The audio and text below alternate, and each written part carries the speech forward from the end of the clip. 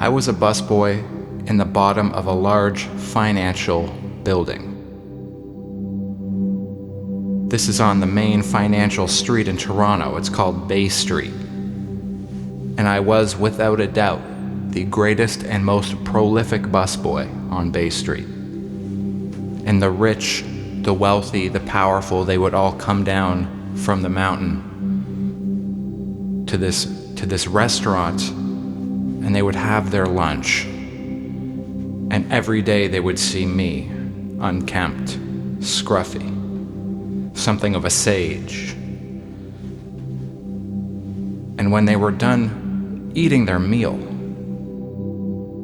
I would gently approach them, take their plate, and give them a smile. And through doing this, I developed a mental relationship with the successful, with the wealthy. I looked into their ambition. I looked into their minds. I saw the longing for something more. I saw the ruthless ambition eating them away.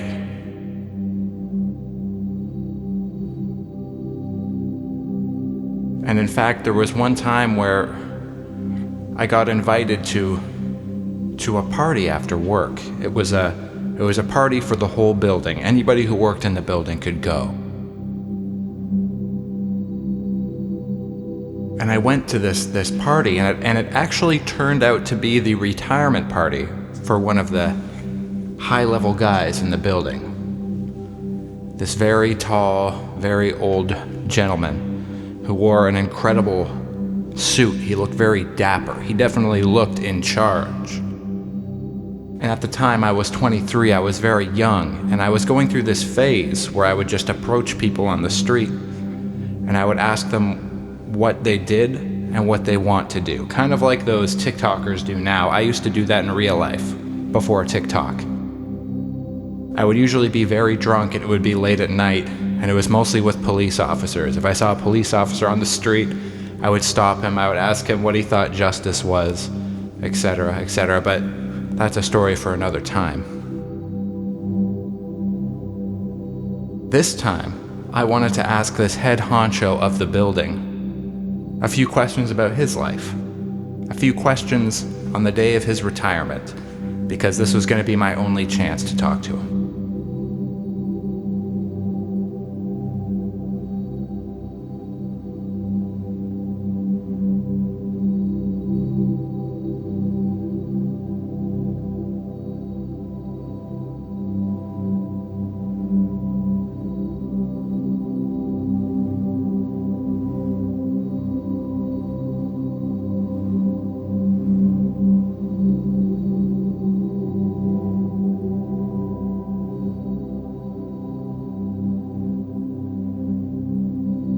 He actually took to me really well. When I approached him, he was very happy to talk to me, despite never having seen me before, ever. I mean, maybe he saw me and he knew that I was the best busboy on Bay Street, but he was at such a level that the people would be taking food to his office for sure. He wasn't coming downstairs hanging out with the dregs like me, the dregs of society. But he was very happy to talk to me. And I said, hey, look, I'm 23, you're 65. What are some things that you wish you knew at my age, or things that you maybe would have done differently? If you could go back, if you could be me and I could be you, what would you do differently? A common enough question to be asked, by somebody who you've never met before at your retirement party. And without skipping a beat, he definitely had thought of this already. This was something that he thought of this is something he definitely thought of quite often. That's what I mean to say. And he said, well, romshii, thank you for asking me these questions. So, first of all, my dream was to always be an actor. And in my early 20s, I really tried to be an actor. But after a few failures, my parents convinced me to join the family line of business, which is what I'm doing now. Big financial guy, big financial office, big job. I don't know what he did. I don't come from that strata of people. And he says, but if I could go back, I would have tried to pursue my dream of acting. And I wouldn't have listened to my parents, and I wouldn't have gotten into finance. I would have just stuck with acting, because I could have actually been a great actor, and if I had given it a shot, I think it could have worked. The second thing he told me was that if he could go back and do it all again, he would only have 2 children instead of 4.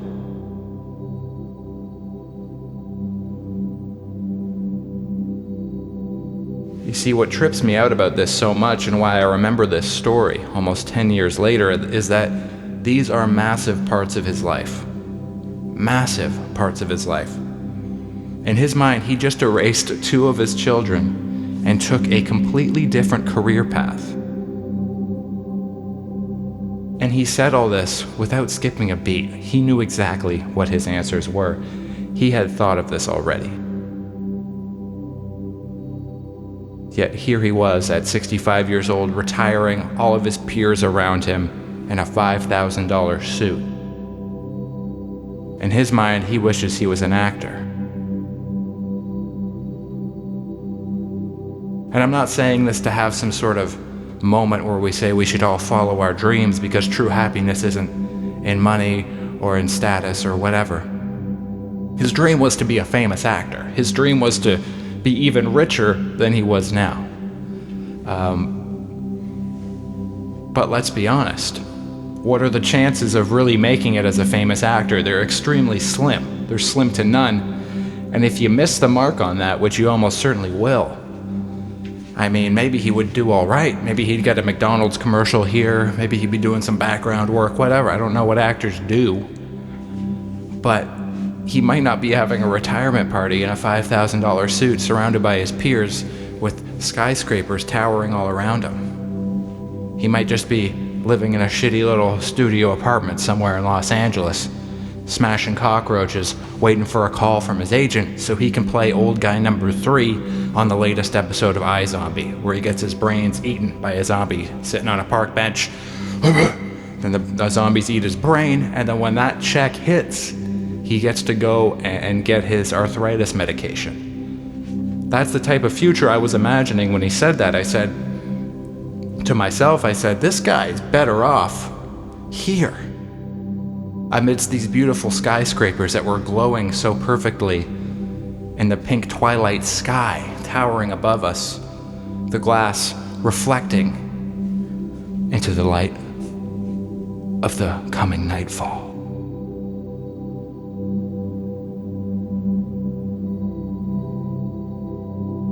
I think we all have these little dreams, these things that we have in the back of our heads, these fantasies that kind of keep us going. It's almost like an alternate reality in our heads. So when we have a fork in the road in our life, we can always look back and say, what would have happened if I had done X, Y, or Z? For me, one of my big fantasies, one of my dreams, is that I want to live way out in the middle of nowhere and escape society and live out in the woods and live a life closer to nature. The fact of the matter is, I have been a city dweller for over a decade. And in my mind, I really love being out there in nature, but when I actually get out there, I really hate bugs. And I'm terrified of ticks and poison ivy. And I also really like being able to just go down the street to my local family-run grocery store and getting a little meal of like rice and a little Tupperware and just taking it back to my house 100 feet away and just eating that. Like, I really like that. I really like that. I like being able to walk to things. And what's so unnatural about that? Human beings are supposed to live with each other. We're not supposed to be isolated out in the middle of nowhere, out in the woods. So this fantasy of having some peaceful, isolated life, as Marcus Aurelius said, that fantasy is for the most simple of men, because you can find refuge in your own mind at any time. So this fantasy for me, it serves as a placeholder for a time in my life when I will feel more at peace and more rested and more humble, or let's say less affected by the winds of life. And that's something that can't be done by moving your physical location. I mean, your surroundings are huge, but your mental surroundings are the only surroundings you can, really fully control. Because once I get out there into the woods and I'm ready to live this peaceful life, I'm gonna start getting paranoid about poison ivy and ticks. And what if I sprain my ankle? How far is the doctor's office? Why is there no small family-run local grocery store where I can pick up a little thing of rice and just eat it now? I don't know how to cook. I like to leave my house and I like to go... I like to go thrifting.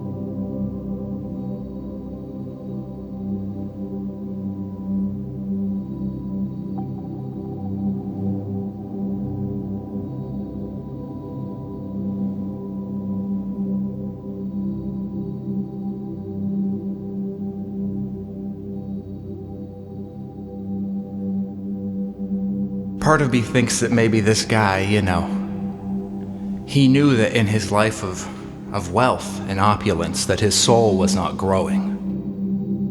That his 5,000, that his...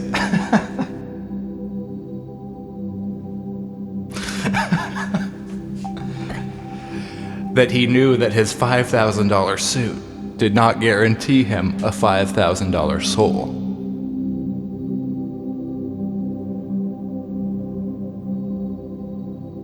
Because your soul doesn't grow eating lobster and steak every night and going to work around people groveling for your attention, kissing your ass, following the easiest path laid out for you. Your soul grows when you eat peanut butter for dinner in your mid-30s. This is what your soul came here to do, to learn lessons, to struggle, to be at odds with its situation, to look at its body and go, why am I trapped in this flesh suit? What was I put here for? What is the purpose? And why did he want to get rid of 2 of his kids? Did they take too much of his time? Were they not perfect?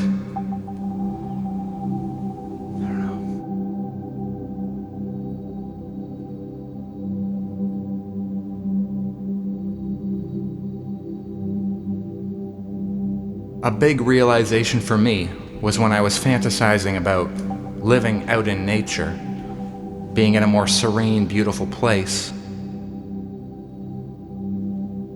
while at the same time not even going for walks in the park near my house. What kind of bullshit is that? So you want to be close to nature, peaceful, you want to experience bliss, but you won't even go for a walk in the park near your house that is a very nice park, that has benches that you can sit on, where you can bring snacks and you can watch the world go by and you can watch dogs run around and hippies, they have a drum circle. But it's not peaceful enough because there's people around. What's so bad about people? You're a person. This is your family. There's a lot to unpack here. But what I'm trying to say is, some dreams are better dead.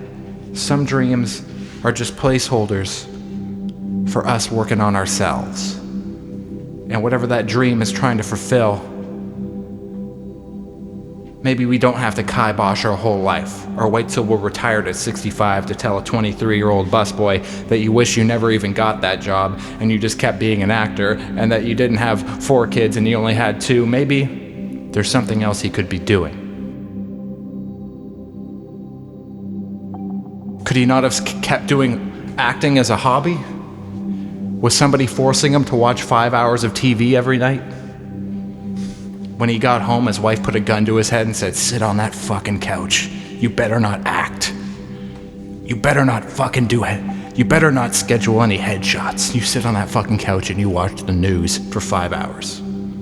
Maybe he was too busy acting. Working, I mean. But maybe he was too busy acting like he enjoyed his life.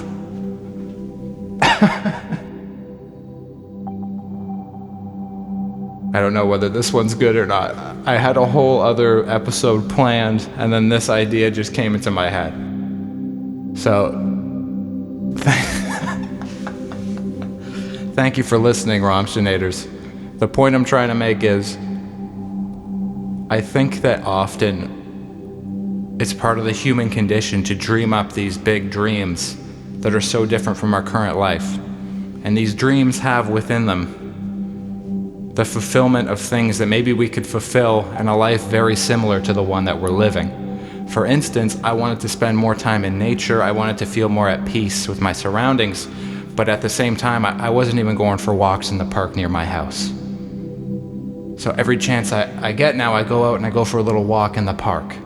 And I see the trees, and I see the wind hitting the trees, and I see the little leaves glimmer in the sunlight, and I see the dogs running around, and I look at the grass, and I just hear the ambience and feel the ambience of it all, and I do feel very peaceful. And I wonder, how much more peaceful would I feel if I was truly in the middle of nowhere? Maybe this is the peace I was looking for this whole time.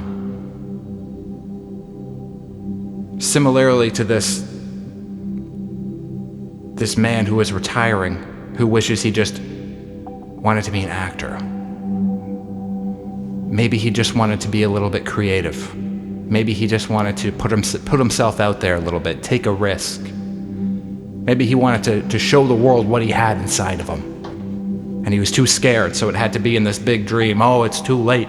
Oh, I can't do it now. I would have had to redo my whole life. My parents said I couldn't do it. Bullshit. A better life is out there for you, Romshinators, and I believe that you can have it. I believe that you can have it all. Because you're a rare breed, Romshinator. You're the type of person who will watch an ambient radio show by a person with 100 YouTube subscribers. And if you're watching this far, that means you're a real G. You're a ride or die. So please drop me a comment, give me a share. I hope that this made sense at all. I'm not sure it did. But thank you very much for joining me. I appreciate it.